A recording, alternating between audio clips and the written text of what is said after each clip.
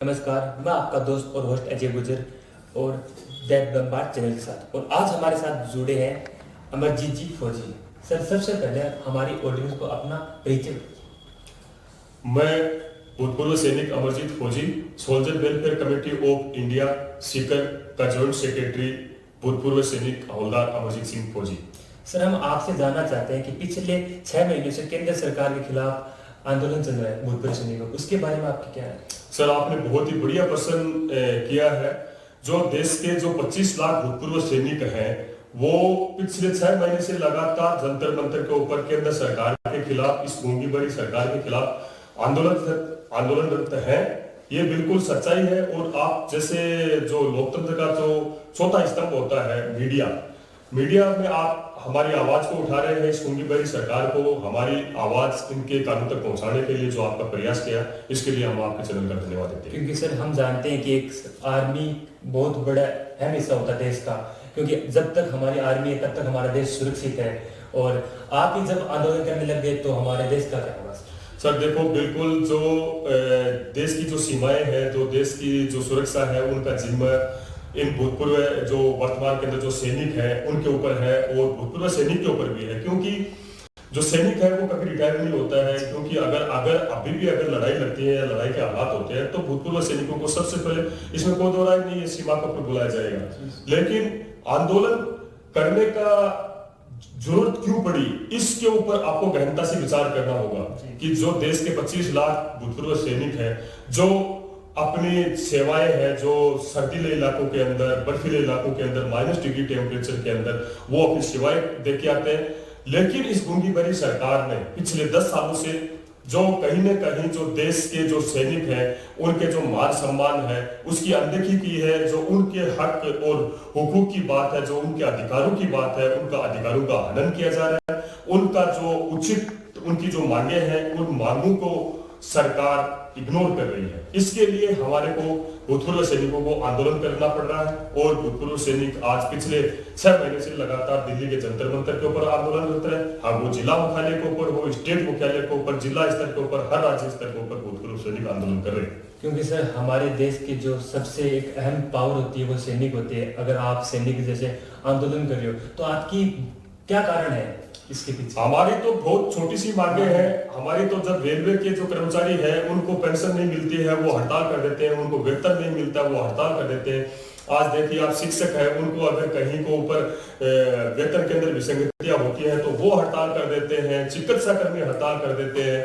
आए दिन पटवारी हड़ताल के ऊपर होते हैं। वर्तमान के अंदर, इतिहास के अंदर ये सबसे पहला मौका होगा कि जब भूतपूर्व सैनिकों को अपनी आवाज उठाने के लिए, अपने हक और अधिकार के लिए रोड के ऊपर आना पड़ रहा है। क्योंकि अब जो आने वाले चुनाव है, विधानसभा और लोकसभा के, इसमें आप भूतपूर्व सैनिक है, उनका क्या रूप रहेगा, क्या कारण रहेगा इस पार्टी के समर्थन में? सबसे पहले तो जो फौजी साहब से कि जो सैनिक आंदोलन कर रहे हैं भूतपूर्व, उनकी मांग क्या है, किस कारण से वो सीमा पर जो सुरक्षा करने वाले आज आंदोलनकारी बन गए, रोड पे आ गए, सड़क पर आ गए? सर, इसका कारण क्या है? क्या मांगे आप सैनिकों? हमारी जो मांगे हैं वो बहुत जुनून मांगे हैं, और सरकार के सामने ऐसी मांगे भी नहीं रख रहे भूतपूर्व सैनिक की वो सरकार के लिए असंभव हो। हमारी तो छोटी सी मांग है कि जो भूतपूर्व जो 3 रिटायर्ड जज हैं, जो हाई कोर्ट के जो भूतपूर्व जो जज है, 3 जज है, उनकी रिटायरमेंट जजों की कमेटी बना दी जाए। और उनके साथ के अंदर जो हमारे भूतपूर्व सैनिकों के साथ के अंदर जो अन्याय हुआ है, उनके साथ के अंदर जो वेतन संबंधी जो विसंगतियां हैं, वो उनकी कमेटी बना दी जाए और 6 महीने के अंदर उनको प्रस्ताव दिया दिया जाए, उनके सामने पूरी की पूरी मांगे रखी जाए, वो उनको उठाए। हमारी सबसे प्रमुख मांग है OROP की, 1 रैंक 1 पेंशन की। 1 रैंक 1 पेंशन की जो डिमांड है वो काफी समय से लंबित है, 2013 से लंबित है। 2013 के अंदर प्रधानमंत्री नरेंद्र मोदी ने रेवाड़ी की रैली के अंदर एक घोषणा की थी कि मैं सेना के जो जवान है उनको 1 रैंक 1 पेंशन दूंगा, और उसी के नाम के ऊपर लाखों वोट लेके वो सत्ता के अंदर आ गए, लेकिन आज तक वो लागू नहीं की। दूसरी हमारी डिमांड है सम्मान डिसेबिलिटी की। जो सम्मान डिसेबिलिटी की है, अगर हमारा जो सैनिक है वो अगर कश्मीर की वादियों के अंदर अगर टेररिस्ट के साथ के अंदर मुठभेड़ होती है और वहां पर अगर मेरा एक अंग भंग हो जाता है, तो वहां के ऊपर एक जवान और जेसीओज को वहां के ऊपर उसको 10,000 रुपए मुआवजा मिलता है, जबकि एक ऑफिसर है वो वहां के ऊपर आगे अग्रिम पंक्ति के अंदर लड़ाई में भी नहीं जाता है, जबकि उसका जो डिसेबिलिटी की जो मैं हिंदी में कहना चाहूंगा कि जो विकलांगता की जो पेंशन है वो उसको 50 से 60 हजार रुपए दी जा रही है।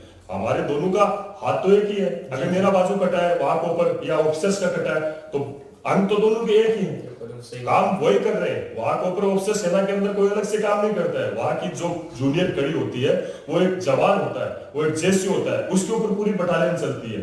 हमारे आज देखिए लाखों विधवाएं वीरांगनाएं हैं, इनके नाम के ऊपर मोदी सरकार सबसे बड़ी क्या शर्मनाक बात हो सकती है, जो सरकारें इन सैनिकों के नाम के ऊपर वोट लेती है, शरद की राजनीति करती है और इनके लोक लुभावने वादे करती है और इन्हीं को ऊपर उन्हीं के साथ अत्याचार हो रहे हैं। आज हमारी जो लाखों वीरांगनाएं हैं वो दर दर की ठोकरें खा रही है जी। उनको तो सिर्फ सपोर्ट बना जाता है कि ये हमारे साथ है, इनके खिलाफ बस सिर्फ एक मकसद के लिए वो लोग एक सिर्फ चेहरा दिखाते हैं कि हम सैनिकों के साथ के अंदर है, जो सरकार है वो सैनिकों के साथ में। ये सैनिकों के साथ के अंदर कतई नहीं है।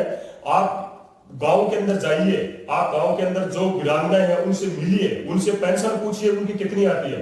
आपको जान के अचंभा होगा कि जिसके पति, जिसको पता ही नहीं होगा कि मेरा पति जो मेरा कहां के ऊपर शहीद हुआ, कौन सी वार के अंदर शहीद हुआ, कहां के ऊपर टेररिस्ट के साथ के अंदर उसका मुकाबला हुआ और उसको आज 15,000 रुपए पेंशन दी जा रही है। आप अफसोस करोगे 15,000 रुपए के अंदर आज क्या आता है। आज महंगाई का दौर है, आज 15,000 रुपए 10-12 हजार रुपए के अंदर एक वीरांगना, उसके 2 बच्चे या 3 बच्चे होंगे, कैसे उनका पालन पोषण कर रही होगी। सही है फौजी साहब ने बात कही है कि वीरांगना, क्या पता कई वीरांगना ऐसी भी जिनके 1 साल का बच्चा है, 2 साल का बच्चा है, अगर उनको सरकार मुआवजा नहीं देगी तो वो अपना जीवनापन कैसे करेगी। फौजी साहब ने बात बिल्कुल सही की है।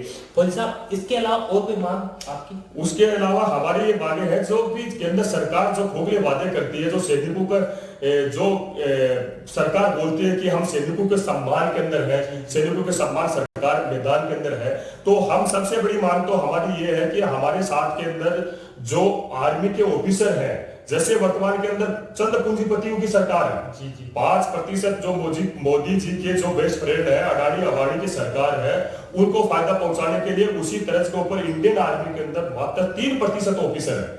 3% ऑफिसरों को फायदा देने के लिए 97% जेसी और जवान के साथ के अंदर कुठाराघात किया गया, उनके पेट के ऊपर लात मारी गई। उदाहरण के तौर के ऊपर आप समझिए, एक 5 साल के अंदर एक वेतन आयोग बैठता है, उस वेतन आयोग के अंदर जो आर्मी के अंदर अगर 1 यूनिट के अंदर 1000 की नौकरी है तो उसमें 3% ऑफिसर होंगे, मात्र 30 ऑफिसर होंगे, 970 जवान उसके अंदर है, तो भी 50 लाख की इंडियन आर्मी है।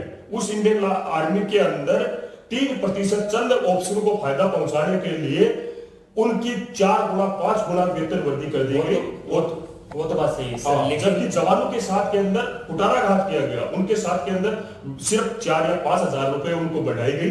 तो ये वेतन की जो विसंगति है, भारी विसंगति है। लेकिन ऐसा भी देखा जाता है कि प्रधानमंत्री जी है तो मोदी के साथ अपना सेलिब्रेट करते हैं, जन्मदिन मनाते हैं, उनके साथ टाइम देते हैं, क्योंकि शायद ऐसे पहले प्रधानमंत्री होंगे जो कि सेना के साथ टाइम बिता रहे। आज तक आपने कोई ऐसा प्रधानमंत्री देखा जो अपने सेना के साथ टाइम बिता? बिल्कुल यही हम करना चाहते थे और हमारी मन की बात आपने छीन ली कि हमने देश का पहला प्रधानमंत्री देखा जो वहां के ऊपर सेना का इस्तेमाल राजनीति की तौर के ऊपर कर रहा है। पहला प्रधानमंत्री जो सेना के नाम के ऊपर वोट लेता है, पुलवामा हमला हो चाहे वो डोकलाम विवाद हो, ऐसा पहला प्रधानमंत्री जो सेना के साथ के अंदर आके सिर्फ, हम तो ये कहना चाहेंगे कि हमारे साथ के अंदर आता है वो 10-15 मिनट के लिए प्रधानमंत्री, हम तो कहना चाहेंगे कि हमारे साथ के अंदर आए और ग्लेशियर के जो -डिग्री टेम्परेचर है वहां को ऊपर 15 मिनट तो छोड़ो, आप 15 दिन तो छोड़ो, 15 घंटे वहां के ऊपर हमारे साथ के अंदर सैनिकों के साथ के अंदर बिता के दिखाए, तब हम मानेंगे कि हमारा जो देश का प्रधानमंत्री है वो सेना के बीच के अंदर आता है। ये सिर्फ खोखले वादे करते हैं वहां के ऊपर लोगों को दिखाने के लिए। फौजी साहब, आपने कोई पहले ऐसा प्रधानमंत्री देखा क्या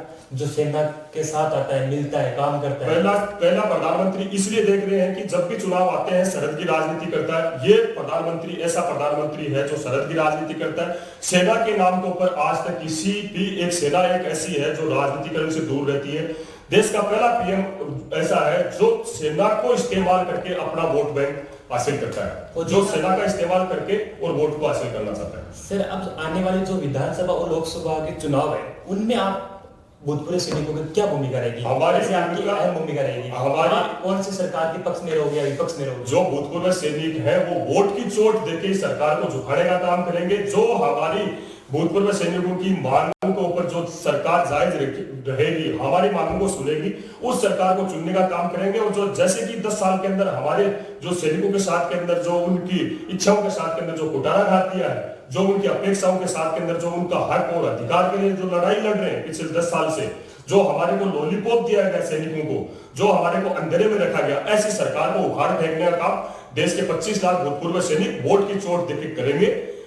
और इसके साथ के अंदर हम तो कहना चाहते हैं कि प्रधानमंत्री विदेशों के अंदर जाके मन की बात करते हैं। अगर मन की बात करनी है तो उन 25 लाख भूतपूर्व सैनिकों से कीजिए, जो पिछले 6 महीने से लगातार जंतर मंतर के ऊपर आंदोलनरत है। इस गूंगी भरी सरकार को अपने हक और आवाज की उनको कानून तक पहुंचाने के लिए जो देश के भूतपूर्व सैनिक आज हर राज्य के अंदर, चाहे वो कश्मीर से लेकर कन्याकुमारी तक, हर स्टेट के अंदर, हर डिस्ट्रिक्ट के अंदर, हर जिला मुख्यालय के ऊपर जो भूतपूर्व सैनिक है वो आंदोलन करते हैं। आने वाले विधानसभा चुनाव के अंदर वोट की चोट देकर इस सरकार को झुकाने का काम ये देश के 25 लाख भूतपूर्व सैनिक करेंगे। सर आपने ये तो बता दिया, लेकिन क्या आपको लगता है कि कांग्रेस आपकी मांगे पूरी करेगी? क्योंकि इंडिया में सिर्फ 2 ही है, कांग्रेस या बीजेपी। तो क्या राहुल गांधी जी आपकी बात सुनेंगे? वो एक व्यक्तिगत चेहरा नहीं है, हमारी सरकार से अपेक्षा है, हमारी सरकार से मांगे हैं कि अगर देखो सत्ता के अंदर एक पक्ष और विपक्ष होता है, जब तक पक्ष और विपक्ष मजबूत नहीं है तो वो एक क्या है, तानाशाही की सरकार हो जाती है। और आपने देख रहे हैं कि पिछले 10 सालों के अंदर जितने भी जो भी काम हो रहे हैं वो तानाशाही तरीके से, तानाशाही रवैये के अंदर ये सरकार है। तो ये कहीं ना कहीं मुझे लगता है कि विपक्ष का मजबूत होना बहुत जरूरी है। तो सर विपक्ष में तो आपने ये तो देखा है कि इंडिया में सिर्फ 2 सरकार आती है, क्योंकि एक सिक्का होता है, उसके सिर्फ 2 पहलू है। नहीं, तो हमारे भारत की राजनीति ऐसी हो रही है कि कभी कांग्रेस कभी बीजेपी। नहीं, ऐसा नहीं है। अब की बार जो विपक्ष ने जो काफी जो संगठन है, जो 40 से 50 संगठन है, इन्होंने जो INDIA का गठबंधन किया है, संयुक्त मोर्चा का इन्होंने गठबंधन किया है। तो वो हम ये नहीं कह सकते कि वो विपक्ष की जो कांग्रेस ही है, उसके साथ के अंदर अन्य राष्ट्रीय दल भी हैं, क्षेत्रीय दल भी हैं। तो उन्होंने हम देखिए, हमारा आंदोलन या हमारी जो मांगे हैं वो किसी एक सरकार के खिलाफ नहीं है। हमारी जो मांगे मानेगा उसके साथ के अंदर हम रहेंगे। अगर मोदी सरकार हमारी बात मानती है तो मोदी सरकार का सपोर्ट करेंगे, अगर कांग्रेस सरकार हमारी मांगों को मानती है तो उसका सपोर्ट करेंगे। फौजी साहब, मुझे आपसे एक बात पूछनी है कि आप ऐसी कौन सी राजनीतिक पार्टी के साथ हो या उसका समर्थन करते हो? हमारा जो आंदोलन है एक्समैन का, भूतपूर्व सैनिकों का, 6 महीने से लगातार जंतर मंतर के ऊपर हमारा आंदोलन चल रहा है। हमारा मंच है वो किसी भी राजनीतिक पार्टी को साझा नहीं किया है। हम हमारे हक और अधिकार के लिए लड़ाई लड़ रहे हैं। और इतिहास के अंदर सबसे बड़ा आंदोलन या तो आपने देखा होगा कि किसान आंदोलन हुआ था, 11 महीने वहां के ऊपर किसान शाजापुर बॉर्डर, टिकरी बॉर्डर, रासू बॉर्डर वहां के ऊपर बैठे थे। और उसके बाद के अंदर अगर सबसे बड़ा आंदोलन हुआ है तो ये भूतपूर्व सैनिकों का आंदोलन है। हम किसी भी राजनीतिक पार्टी के साथ के अंदर हमारा मंच साझा नहीं कर रहे।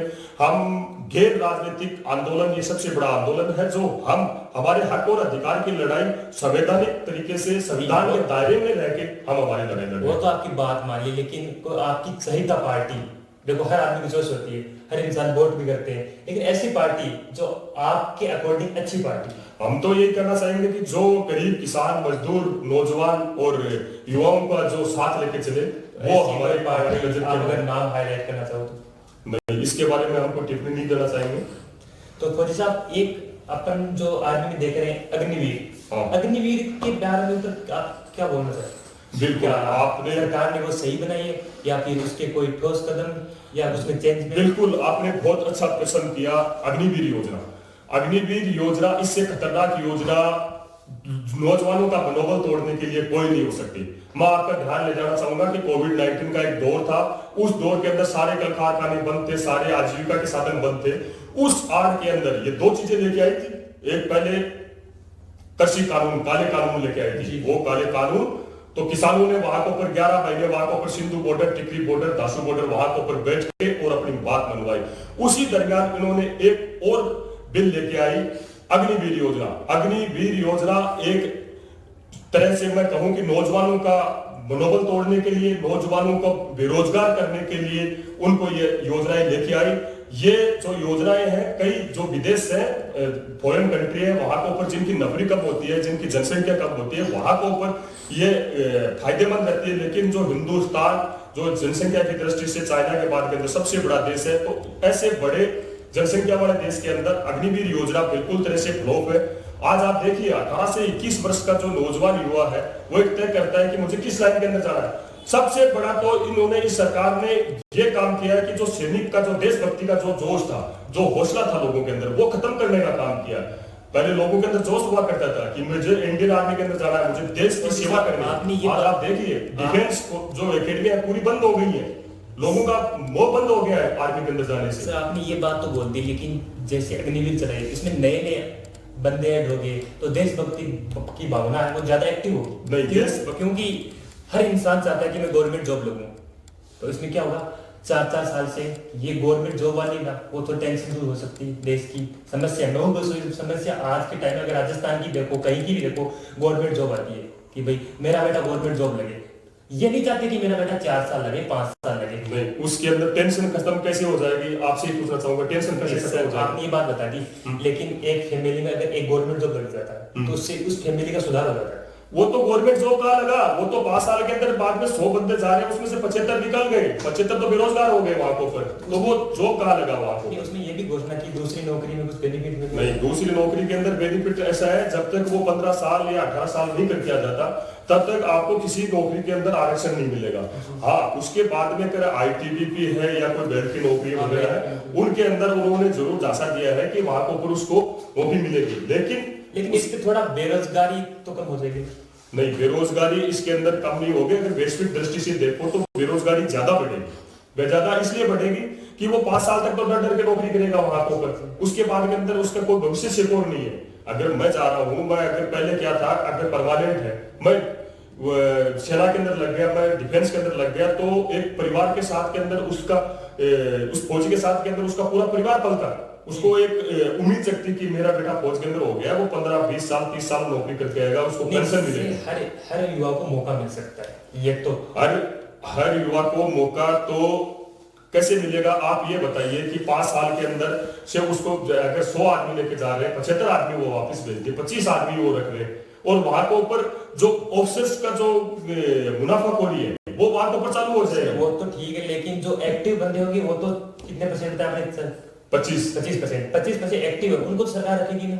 हाँ, उनको रखेगी। तो वो तो देखो बंदे पे डिपेंड करता है। जैसे अब फिलहाल जो अपनी आर्मी की जो दौड़ वगैरह होती है उसमें क्या होता है, जो काबिल बंदा होता है वही जाता है। हाँ, तो उसी में काबिल जाएगा, लेकिन उसमें भी क्वालिटी देखेंगे। अगर अच्छी क्वालिटी तो हाई लेवल जाएगा, और अगर क्वालिटी नहीं, बिल्कुल आपकी बात जायज है, वो अच्छी क्वालिटी वाले बंदों को 25 बंदों को रखेंगे, लेकिन जो 75 बंदे, मेरा कहने का मतलब है, आप आने वाले टाइम के अंदर देख लीजिए, 75 बंदे वो आएंगे, वो बेरोजगार हो जाएंगे, क्योंकि वो 5 साल वहां को पर। आप ये सोचिए, अगर आप डिफेंस के अंदर लग गए, आपने एक एजुकेशन लाइन के अंदर आपकी एक लाइन थी, वो लाइन छूट गई, क्या 5 साल बाद के अंदर आपको वापस उसी स्टडी को कवर कर पाओगे आप? नहीं, वो तो कठिनाई है इसमें। तो यही होगा, तो उसका समय निकल जाएगा। वो एक टाइम पीरियड होता है, एक युवा का टाइम पीरियड होता है, लेकिन क्या है, 20 साल के अंदर एक युवा का टाइम पीरियड। गवर्नमेंट जॉब करने के बाद उसके पास थोड़ी इतना जुगाड़ मनी का हो जाएगा कि वो अपना खुद का बिजनेस भी स्टार्ट, वो खुद का बिजनेस नहीं, वो वहां के ऊपर आने के बाद के अंदर आनंदपाल जैसे गैंग यहाँ के ऊपर सक्रिय हो जाएंगी, और वो गिरोहबाजी वहां के ऊपर शुरू हो जाएगी। ये भी हमने सुना कि एक बार अगर फौज में चलेगा, आर्मी की ट्रेनिंग पास कर ली, तो इतना स्ट्रिक्ट हो जाता है, पूछो मत। स्टिक तो हो जाता है, उसके बाद में अगर उसको ऐसा है, उसको आने के बाद के अंदर उसको कोई रोजगार की कोई सिक्योरिटी, कोई गवर्नमेंट सपोर्ट थोड़ी दे रही है। वो तो एक 2% 3% बोल रही है कि भाई हाँ वहां पर उसको मिल जाएगा, लेकिन रोजगार की गारंटी थोड़ी है।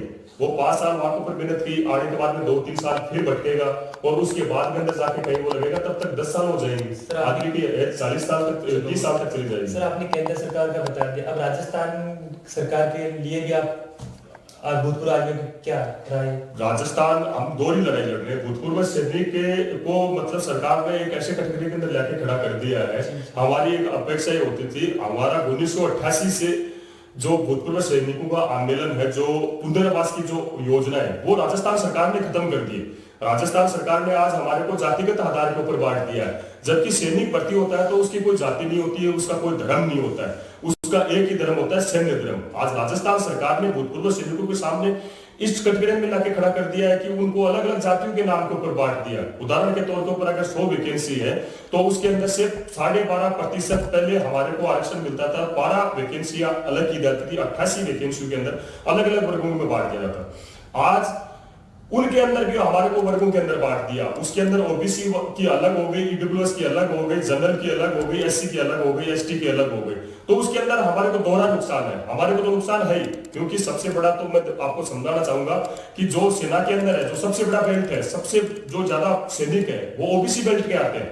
एससी एसटी के, ईडब्ल्यूएस के, जनरल के लोग बहुत कम होते हैं सेना के अंदर, सबसे ज्यादा ओबीसी वर्ग होता है। तो उसके अंदर ओबीसी वर्ग को भी नुकसान है और हमारे को भी नुकसान है। हमारी जो वैकेंसियां है वो उनको वर्गों के अंदर बांट के और हमारे साथ के अंदर उनको कटौतियां की जा रही है।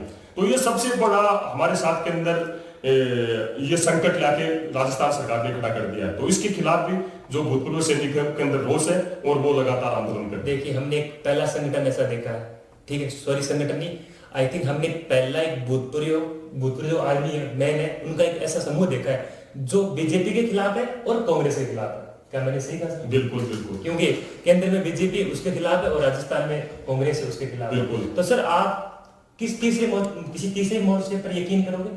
देखो, हमने जो ये वर्तमान के अंदर जो हमारे साथ के अंदर हालात पैदा हुई, तो हमने राजस्थान के अंदर सीकर के अंदर सोल्जर वेलफेयर कमेटी का गठन किया और आज हमारे साथ के अंदर हजारों की संख्या के अंदर हमारे जो सैनिक हमारे साथ के अंदर जुड़े हुए हैं। उसके बाद के अंदर हमने नेशनल लेवल के ऊपर एफयूए का गठन किया है, फेडरेशन वेटरन ऑफ एसोसिएशन का गठन किया है, साबका सैनिक संघर्ष समिति है जो पंजाब की है उसका गठन किया है। देश के काफी 140 संगठन है जो हमारे साथ के अंदर जुड़े हुए हैं। हम सारे के सारे मिलके और नौजवान युवाओं को भी साथ के अंदर ले रहे हैं। जो अग्निवीर योजना है, आप हमसे नहीं, हर नौजवान युवा से पूछ लीजिए। आज डिफेंस एकेडमी बंद हो गई, आज हालात देखिए आप। आज नौजवान बिल्कुल जो नौकरियां हैं वो सबसे ज्यादा या तो डिफेंस के अंदर नौकरी थी या रेलवे के अंदर। इस सरकार ने तो रेलवे, रोजगार, शिक्षा सब बेचने का काम किया, कुछ योजना छोड़ी नहीं है इनको। जो सरकार जो 80 करोड़ रोजगार देने की वादा कर रही थी, उन सरकार ने तो जितने भी रेलवे के, आप रेलवे देख लीजिए, एयरपोर्ट देख लीजिए, जितने भी सरकारी नौकरियां हैं उनके अंदर देख लीजिए, हर चीज का निजीकरण करना चाहिए। चलो सर, ये तो आपने बता दिया। अब आप जो हमारे नए युवा है उनको क्या संदेश देना चाहते हो? मैं युवाओं को संदेश ये देना चाहूंगा कि सरकारें आती हैं, सरकारें बदलती हैं, लेकिन जितने भी शिक्षा के साथ साथ संघर्ष, शिक्षा और संघर्ष हमारा नारा है, हमेशा से शिक्षा और संघर्ष हमारा नारा रहा है। जितने भी नौजवान युवा हैं उनको राजनीति के अंदर आने की जरूरत है, उनको वर्तमान राजनीतिक परिस्थितियां समझने की जरूरत है शिक्षा के साथ साथ के अंदर। क्योंकि अपन जब तक जो चौधरी देवीलाल ने एक बात कही थी कि किसान की एक नजर खेत के ऊपर होनी चाहिए, दूसरी नजर उसकी विधानसभा के अंदर होनी चाहिए, लोकसभा के अंदर होनी चाहिए। तो वैसे ही छात्र की जो नौजवान युवा है उसकी एक नजर अपने करियर के ऊपर होनी चाहिए, जबकि दूसरी जो नजर है उसकी विधानसभा या लोकसभा के अंदर होनी चाहिए, ताकि जो सरकार हमारे साथ के अंदर हमारे पक्ष में या विपक्ष में क्या नीतियां बना रही है उसके ऊपर भी उसका फोकस रहे। और दूसरी में सबसे महत्वपूर्ण बात अपने भाइयों को, अपने जो नौजवान, खासकर नौजवान युवाओं को मैं इस चैनल के माध्यम से कहना चाहूंगा कि चुनाव आएंगे, चुनाव जाएंगे, लेकिन हमेशा अपना जो आपस का जो भाईचारा है उसको हमें हमेशा कायम रखना है। क्योंकि ये जो राजनेता है ये किसी के नहीं होते, ये सब ऊपर जाके सब एक है और सब एक थाली के अंदर बैठ के खाना खाते हैं। और हम, मैं कांग्रेस हूं, मैं बीजेपी हूं, मैं कॉमरेड हूं, आपस के अंदर एक दूसरे को अपना भाईचारा इन वोटों के चक्कर में, चुनाव के चक्कर में हमेशा अपने को खत्म नहीं रखना है। इस भाईचारे को अपने को बरकरार रखना है, अपने समाज को बरकरार रखना है। जी भाई साहब ने बिल्कुल बात की, क्योंकि पार्टी आज है कल नहीं है, क्योंकि वो चुनाव के बाद निकलने वाली है। चुनाव के बाद कोई कहीं नहीं रहेगा और हम सब युवा एक साथ रहेंगे, एक गांव में रहेंगे, एक मोहल्ले में रहेंगे, अड़ोस पड़ोस में रहेंगे। तो सभी से मेरा निवेदन है, कृपया आपसी मतभेद न करें, आपस में कोई भी ऐसी बात को लेके सीरियस मत हो ताकि एक दूसरे को बुरा लगे। और इसी के साथ हम सर आपसे विदा लेते हैं। लेकिन भाई साहब ने जो कहा है कि एक आर्मी मैन होता है, भूतपूर्व सैनिक, वो अपनी सिचुएशन में, कैसी भी सिचुएशन हो, बॉर्डर में रहते हैं, दिन हो, रात हो, सर्दी हो, कुछ भी हो, यहाँ तक कि बर्फ भी पड़ती है उस सिचुएशन में। और ये क्या करते हैं, ये नहीं देखते कि मुझे जॉब करनी है, मुझे बॉर्डर पे लड़ना है, मुझे बॉर्डर पे काम करना है। चाहे ने उनका मतलब कई फौजी ऐसे होते हैं जिनकी शादी हुए 2 दिन होते हैं और वो बॉर्डर पे चले जाते हैं। भाई साहब क्या पता उनकी डेड बॉडी है वो तिरंगे में लिपटी आती है, क्योंकि ऐसा भी होता है। क्योंकि हमारे जो अगर देश की मूलभूत सुरक्षा करती है वो सिर्फ आर्मी करती है। और हम सरकार से यही गुजारिश करते हैं कि जो भूतपूर्व भाई साहब ने बताया कि आर्मी मैन है, उनकी जो मांगे वो अवश्य पूरी करें। और भाई साहब आपने कीमती समय हमें दिया और आपसे मिलकर हमें बहुत कुछ सीखने को मिला और आशा करते हैं कि आप हमारे साथ ऐसे ही बने रहे और इसी के साथ हम आपसे विदा लेते हैं। बिल्कुल बिल्कुल, आपका भी चैनल का बहुत बहुत धन्यवाद। जी।